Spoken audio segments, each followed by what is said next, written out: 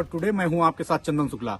आज हमारे साथ जनपद बहराइच से छात्र सभा समाजवादी छात्र सभा के जिला अध्यक्ष शैलेश सिंह सैलू हैं, जो कि समाजवादी पार्टी के युवा लोकप्रिय नेता हैं बहराइच के, और कैसरगंज विधानसभा से इस बार दावेदारी भी कर रहे हैं विधानसभा चुनाव में उतरने के लिए। तो चुनावी सरगर्मियां तेज हैं। तो आज हम इनसे कुछ तीखे सवाल दागेंगे और इनसे पूछेंगे भी कि क्या मुद्दे हैं ऐसे, क्या लगता है कौन सा बेरोजगारी, महंगाई, किन मुद्दों को ये लेकर इस बार प्रदेश में उतर रहे हैं, और खास तौर से बहराइच की 7 विधानसभा सीट के लिए इनका समीकरण क्या है, क्योंकि अखिलेश यादव के द्वारा इनको एक बड़ी जिम्मेदारी दी गई है युवाओं को जोड़ने की। तो हम इनसे जानेंगे कि क्या इन तैयारियां इनकी चल रही हैं इस समय। बहुत बहुत आपका स्वागत है। देखिए, मैं पहले सबसे आपका धन्यवाद करता हूं कि इस समय ठंड में आप जो है लगातार जमीन पे जमीनी पत्रकार की तरह से जो सच्चाई है वो दिखा रहे हैं लोगों को। बहुत बहुत धन्यवाद मैं आपका करना चाहता हूँ। शैलेश जी, क्या लगता है कि इस बार समाजवादी वापसी होगी या योगी जी का जलवा कायम रहेगा? समाजवादी पार्टी सरकार जो है इसमें बना रही है और 403 सीटों से बना रही है, पूरे सीटों से बना रही है। तो आपको क्या लगता है कि बहराइच का क्या हाल है 7 विधानसभा सीट पे? क्या लगता है कि भाजपा के जितने सिटिंग विधायक हैं, मौजूदा विधायक हैं, वो मजबूती से अपना काम 5 साल कर पाए हैं, या उनको फिर आप मुश्किलों में देख रहे हैं? भारतीय जनता पार्टी सरकार पूरी तरीके से फेल हो गई। जनपद के जो विधायक 6 बने थे भारतीय जनता पार्टी के, वो भी पूरी तरीके से फेल हो गए। जो उम्मीद जनता ने की थी, जिस उम्मीद के साथ इन लोगों को जिताया था, वो उम्मीद पे ये लोग खड़े नहीं थे। अभी हाल ही में स्वामी प्रसाद मौर्य, जो कि 4.5 साल से ऊपर उनका कार्यकाल था, कैबिनेट मिनिस्टर थे, बड़े पद पर थे, और वो जो है अपने समाज के शोषण का या उनका काम नहीं हो रहा है ऐसा दावा करके उन्होंने पार्टी छोड़ दी, और आपकी पार्टी में वो शामिल हो गए हैं। तो आपको क्या लगता है कि 4.5 साल इनको ये समझने में लग गया कि हमारे समाज के साथ अन्याय हो रहा है या हमको तवज्जो नहीं दी जा रही है? आपको क्या लगता है कि ऐसे नेताओं पे समाजवादी पार्टी के राष्ट्रीय अध्यक्ष या पूरी समाजवादी पार्टी विश्वास कायम रखेगी या विश्वास करेगी इनके ऊपर? देखिए, निश्चित रूप से स्वामी प्रसाद मौर्य जी बहुत बड़े नेता हैं, और जब जो है भारतीय जनता पार्टी ने एक सुनहरा सपना दिखाया लोगों को, तो उसी सुनहरे सपने के साथ स्वामी प्रसाद मौर्य जी उस पार्टी में आ गए। लेकिन जब सरकार बन गई पूर्ण बहुमत से, तो सामने ये आया कि मुख्यमंत्री जी को छोड़कर बाकी किसी की बात सुनी नहीं जा रही। आप मंत्रियों की बात कर रहे हैं, विधायकों की बात करें, किसी की सुनी नहीं गई। जनता इतना परेशान थी, इन लोगों ने जो सपने दिखाए थे उस सपने को ये पूरा नहीं कर पाए। इन्होंने समाजवादी पार्टी का लैपटॉप दे के बताया कि लैपटॉप देंगे, 2 GB डाटा देंगे, जाने क्या क्या सपने दिखाए, 5 साल में कर ही नहीं पाए पूरा। भाजपा नेताओं का लगातार आरोप है कि स्वामी प्रसाद मौर्य लगातार अपने बेटे के, जो कि ऊंचाहार रायबरेली से लड़े थे, और उस समय वो चुनाव नहीं जीत पाए थे। इस बार भी टिकट के लिए दबाव बना रहे थे, भारतीय जनता पार्टी ने टिकट देने से मना कर दिया। तो आपको क्या लगता है कि विकासवाद में या परिवारवाद में इन्होंने पार्टी छोड़ी है? देखिए, हालांकि स्वामी प्रसाद मौर्य जी टिकट तो नहीं मांग रहे थे, लेकिन अगर भारतीय जनता पार्टी के लोग कह रहे हैं तो अगर स्वामी प्रसाद मौर्य जी के बेटे को दे दिया तो परिवारवाद हो जाता है, और राजनाथ सिंह के बेटे को दिया गया तो ये राष्ट्रवाद है। तो आपको लगता है कि जो ये मुद्दा लगातार स्वामी प्रसाद मौर्य उठा रहे हैं कि हम अपने समाज के हित में पार्टी छोड़ रहे हैं, तो आपको लगता है कि यही एक मुद्दा लगता है इसीलिए पार्टी ने, समाजवादी पार्टी ने लिया है उनको? देखिए, जहाँ तक मुझे सूचना है, हम लोगों ने जो अवलोकन किया है, पिछड़े समाज के लोगों का, SC ST के लोगों का स्कॉलरशिप की व्यवस्था नहीं हो पाई। सरकार सरकारी संस्थानें जल्द से जल्द खत्म करने पे लगी हुई है, प्राइवेट की व्यवस्था कर रही है, जिसमें आरक्षण की कोई व्यवस्था नहीं है प्राइवेट उसमें। तो इस तरह से लोगों के साथ जो ठगी हो रही है, जो पिछड़े और बैकवर्ड और दलितों के साथ जो भेदभाव हो रहा है सरकार में, भारतीय जनता पार्टी की सरकार में, वो निंदनीय है। और जो है भारतीय जनता पार्टी को छोड़कर अगर स्वामी प्रसाद मौर्य जी आए हैं तो निश्चित रूप से समाजवादी पार्टी की सरकार बनने वाली है, और हम लोग जो है देश को, प्रदेश को आगे ले जाने में काम करेंगे। 2012 से 2017 तक लगातार आपकी सरकार थी 5 साल। उसके बाद क्या किन मुद्दों पर काम नहीं हो पाया, या क्या विकास एजेंडा जो आपके मैनिफेस्टो में था वो धरातल स्तर पर नहीं उतर पाया? क्या ऐसा हुआ कि वापसी नहीं हो पाई 17 में? नहीं, हम लोगों ने 2012 में जो सपने देखे थे, जो प्रदेश की जनता ने देखे थे, उसको पूर्ण करने में हम लोगों ने पूरी कोई कसर नहीं छोड़ी। हम लोगों ने 100 नंबर की व्यवस्था हो, एम्बुलेंस की व्यवस्था हो, किसानों के लिए सिंचाई की व्यवस्था हो, बिजली की व्यवस्था हो। आप प्रधानमंत्री मुख्यमंत्री से पूछिए कि कितने उन्होंने जो है बिजली के पावर हाउस लगाए, उनको भी नहीं पता होगा कितने, उनको पता नहीं कि सड़क जो है कितने बनाए हैं। उन्होंने जो सड़क गड्ढे मुक्त की बात कही थी, आज भी गड्ढे उससे बने हुए हैं। तो जिस तरह से उन लोगों ने, देखिए, भारतीय जनता पार्टी के लोग झूठे लोग हैं, वो झूठ बोलते हैं, और झूठ बोलने पे लोगों को जो है भ्रमित कर देना उनको बहुत अच्छे तरीके से मालूम है। परिवारवाद और भ्रष्टाचार का जो आरोप लगातार भारतीय जनता पार्टी के नेता चुनावी कैंपेन में इस समय लगा रहे हैं, इसको आप किस तरीके से लेते हैं कि लगातार आरोप लगता है कि जाति विशेष की पार्टी है या तमाम भ्रष्टाचार हुई है, ऐसा आरोप लगा रहे हैं। आपके बहराइच विधानसभा में ही पयागपुर में तमाम आरोप लगते रहते हैं, तो इस तरीके से आप क्या देखते हैं कि ये आरोप कितने सही साबित होंगे? देखिए, हम लोग सिर्फ एक मुद्दे पे जो है चुनाव लड़ते हैं और एक ही मुद्दे पे बात करते हैं, विकास। किस तरह से युवाओं को रोजगार मिले, छात्रों को शिक्षा की व्यवस्था मिले। आपने देखा होगा कोरोना में शिक्षा की व्यवस्था पूरी तरीके से ध्वस्त हो गई। वही लैपटॉप काम आया जो हमारे राष्ट्रीय अध्यक्ष जी ने, हमारी समाजवादी पार्टी ने, हमारी सरकार ने दिया था।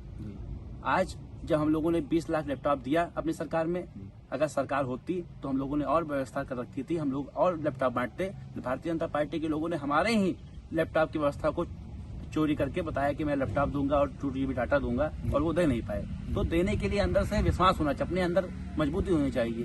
तो इनका कोई है ही नहीं, उनका कोई टॉपिक की किस टॉपिक पर काम करना चाहते हैं।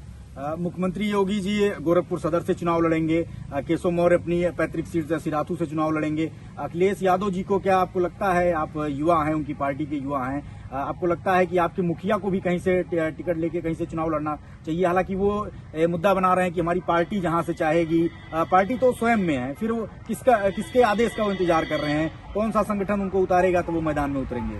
में सभी पार्टियों में एक पूरा सिस्टम होता है कि कौन सा प्रत्याशी कहाँ पे उतारा जाएगा। हालांकि राष्ट्रीय अध्यक्ष जी इस समय चुनाव जो है लोगों को लड़वाने पे और हम लोगों की सरकार बनाने पे ज़्यादा व्यस्त हैं। और जाके हम लोग तो चाहते हैं कि बहराइच सदर से अगर माननीय मुख्यमंत्री जी लड़ जाएंगे, हमारे अखिलेश जी लड़ जाएंगे, तो हमें कोई है बहुत खुशी होगी कि वहाँ से, हालांकि तो हर सीटों पर अखिलेश जी लड़ रहे हैं, उनकी विचारधारा लड़ रही, समाजवादी पार्टी की विचारधारा लड़ रही है। और जो है, अगर देखिए, जो आपने ये बात कही कि चुनाव लड़ने की बात, तो मुख्यमंत्री जी आप जो इस समय वर्तमान है, बाबा मुख्यमंत्री, मथुरा से टिकट मांग रहे थे, नहीं मिला। गोरखपुर वहाँ से टिकट मांग रहे थे, अयोध्या से मांग रहे थे, नहीं मिला। गोरखपुर से उनको दिया गया। हालांकि सच्चाई ये है कि योगी जी तो भारतीय जनता पार्टी के सदस्य नहीं अभी जी। तो आपको क्या लगता है कि अखिलेश यादव जी को कहीं से चुनाव लड़ना चाहिए? आपके क्या विचार हैं उनको मैदान में, क्योंकि ये चुनावी मैदान है इस बार चुनाव का, तो क्या आपको लगता है कि उनको मैदान में उतरना चाहिए या नहीं उतरना चाहिए? आप क्या सोचते हैं युवा के नाते? वर्तमान समय में पूरे देश में माननीय राष्ट्रीय अध्यक्ष श्री अखिलेश यादव जैसा विद्वान व्यक्ति, पढ़ा लिखा व्यक्ति, जो ऐसा नेता जो राज्य का या देश का विकास कर सकता है, इस पूरे देश में नहीं। तो हम लोग सबसे पहले तो इस सिस्टम पे चल रहे हैं कि हम लोग की सरकार बने, और हम लोग जो 2012 से 17 में सरकार थी, जो सपने हम लोगों ने देखे थे, सरकार ना आने की वजह से हम लोगों के अधूरे रह गए थे, उस व्यवस्था को हम लोग करेंगे। और अभी हम लोग को 300 यूनिट बिजली फ्री देने जा रहे हैं। जैसे ही सरकार बनेगी तुरंत ये व्यवस्था लागू हो जाएगी। जो किसान हैं उनको निःशुल्क सिंचाई की व्यवस्था करने जा रहे हैं, निःशुल्क शिक्षा की व्यवस्था करने जा रहे हैं, कन्या विद्याधन हम लोग और बढ़ाने जा रहे हैं। तो कई सारी योजनाएं हैं। मौका मिला था योगी आदित्यनाथ जी को, लेकिन बाबा मुख्यमंत्री नहीं कुछ कर पाए, तो इसमें जो है उन्हीं का दोष है, इसमें हम लोग का कोई दोष नहीं। ओम प्रकाश राजभर और तमाम लोगों के नाम मैं लूंगा, तमाम ऐसे संगठनों को मिलाकर, जो कि तमाम उसमें से भारतीय जनता पार्टी के थे, पिछली सरकार में तमाम लोग गए थे, हालांकि बहुमत में आई थी भारतीय जनता पार्टी। तो अखिलेश यादव जी को क्या आवश्यकता पड़ी इन लोगों की, जबकि ये भारतीय जनता पार्टी से आए हैं, और इन पे विश्वास करना एक बहुत ही ऐसा काम है कि क्योंकि ये सब मंत्री उसमें थे भारतीय जनता पार्टी में 5 साल, आप इस बार अखिलेश यादव जी के साथ आए हैं। ये अवसरवादी नेता आपको लगते हैं कि अवसर की तलाश में इस बार भारतीय समाजवादी पार्टी के साथ आए हैं? नहीं, 80% लोग हमारे साथ थे, जो 20% लोग नहीं थे, अब आप लोगों के आने से हम लोगों के साथ हो गए, यानी 100% लोग हमारे साथ हो गए हैं। 403 पे हम लोग जो है सरकार बनाने जा रहे हैं, विधानसभा विधायक हमारे 403 होने जा रहे हैं, सारी सीटों पे जीतने जा रहे हैं। और हम लोग एक ऐसा गुलदस्ता तैयार करें जिसमें सभी रंग हो, सभी जाति वर्ग के लोगों को प्रतिनिधित्व मिले। इसी व्यवस्था के साथ काम हो रहा है। इसमें कोई जो है चुनाव के समय तो लोग आते जाते रहते हैं, इसमें कोई दिक्कत। ओम प्रकाश राजभर जी बता रहे हैं कि हम जिस तरफ जाते हैं उस तरफ सरकार बन जाती है, तो क्या आपको लगता है कि वो किसी बड़े पद की अभिलाषा में या टिकट बंटवारे में कुछ ऐसा करने के लिए, क्या उनकी आकांक्षाएं हैं? कि भारतीय, हालांकि वो विवादित बयानों के लिए काफी ज्यादा जाने जाते हैं, इधर उधर का काफी कुछ बोलना, कितनी गंभीरता से उनको समाजवादी पार्टी ले रही है? क्या उन पे कितना विश्वास जताएगी आने वाले समय में? चाहे ओम प्रकाश राजभर ही हो, चाहे स्वामी प्रसाद मौर्य जी हो, सब लोग जो है बड़े नेता हैं।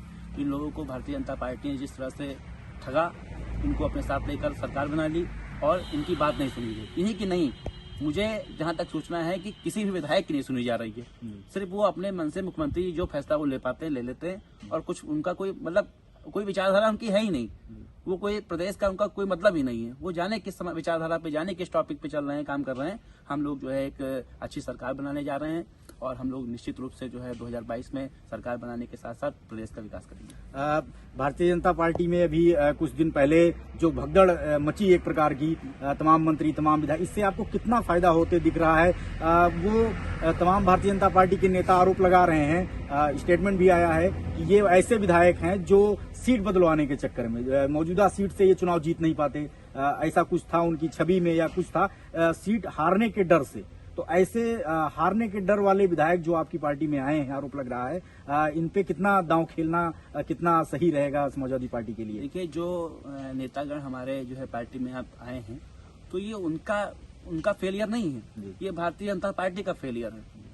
जब भारतीय जनता पार्टी की सरकार ने कोई काम ही नहीं किया, जब मंत्रियों की बात सुनी नहीं गई, जब किसी योजना को लागू कर ही नहीं पाए, हम ही लोगों ने जो सरकार में जो काम किया तो उसी का फीता काटते रहे, तो निश्चित रूप से जनता के साथ नहीं है। 5 साल में बहराइच का कितना विकास हुआ, कितना विकास हुआ यहाँ का, कितने काम हो गए तमाम विधानसभाओं में? आप कैसे देखते हैं कि बहराइच का कितना विकास हुआ? देखिए, बहराइच जनपद में जिस दिन से आचार संहिता लगी है, उसी दिन से आपने देखा होगा कि भारतीय जनता पार्टी के जो लोग, जो कार्यकर्ता मंत्री विधायकों के साथ लगे रहते थे, वो लोग विरोध करने लगे। इसलिए विरोध करने लगे क्योंकि जो सपना प्रदेश की जनता ने देखा था, जो हमारी बहराइच जनपद के 7 विधानसभा के नौजवानों ने देखा था, वो सपना भारतीय जनता पार्टी नहीं पूरी कर सकी, उन उम्मीदों पर खड़ी नहीं उतरी। इसलिए आपने देखा ही होगा कि जो है जिस दिन आचार संहिता लगी उस दिन से विरोध करना शुरू कर दिए। नेताओं का ही जो है नहीं आना जाना लगा हुआ है। जनता, जो आम जनमानस, वो भी समाजवादी पार्टी से जुड़ रही है और डायरेक्ट जुड़ रही है। तो आपको समाजवादी पार्टी की सरकार बनते दिख रही है, या क्या लग रहा है आपको कि कैसे वापसी होगी? क्योंकि राम मंदिर, अब हम आते हैं राम मंदिर का मुद्दा इस बार, क्योंकि मंदिर बन रहा है और ऐसा तमाम अफवाहें आ रही है, तमाम ऐसे स्टेटमेंट आपके नेताओं के आ रहे हैं। हालांकि अभी एक घटना हुई थी, एक पुलिस वाले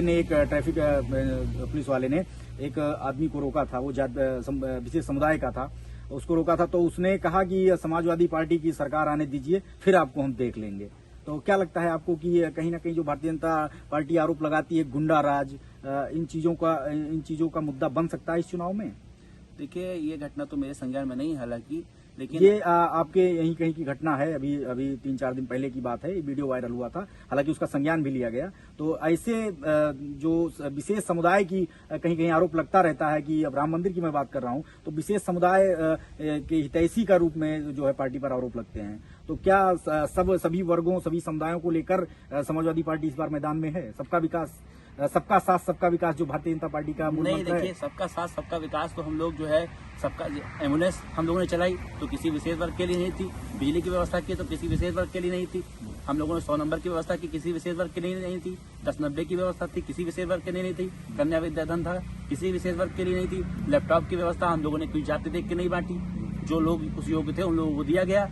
और आप राम मंदिर की बात कर रहे हैं, भारतीय जनता पार्टी का वो बनवाना या उनका ये कभी काम नहीं है, ये तो जो है कोर्ट का फैसला है। और इस देश में, इस प्रदेश में कौन ऐसा है जो कोर्ट का फैसला ना माने? तो राम मंदिर तो कोर्ट के फैसले से बन रहा है। तो आपको लगता है कि राम मंदिर के मुद्दे से कुछ खास फायदा होता दिख नहीं रहा है भारतीय जनता पार्टी को? देखिए, प्रदेश की जनता विकास के काम पे जो है आगे चलना चाहती है, उसको शिक्षा चाहिए, उसको अस्पताल चाहिए। आपने देखा होगा कोरोना के समय ना ऑक्सीजन की व्यवस्था थी, न दवाइयों की व्यवस्था थी, न डॉक्टर्स की व्यवस्था थी, क्वारंटीन सेंटर बनाए जा रहे थे प्राथमिक विद्यालय, वहाँ पे सांप और जो है तमाम जो है जानवर जंगली परेशान कर रहे थे। वैक्सीनेशन की तो व्यवस्था भारतीय जनता पार्टी ने की, आपने भी वैक्सीन लिया होगा, हमें जहाँ तक है कि आप वैक्सीन लिए होंगे। तो क्या लगता है कि इतने बड़े इस महामारी में सभी लोगों को वैक्सीनेटेड करना एक प्रकार से एक चैलेंज था, जिसको भारतीय जनता पार्टी ने पूरा किया। ये सब मुद्दे क्या आने वाले समय में, या जो राशन वितरण, खाद्यान्न वितरण हो रहा है, फ्री में राशन दिया जा रहा है, तेल भी दिया जा रहा है, ये सब सारे मुद्दे,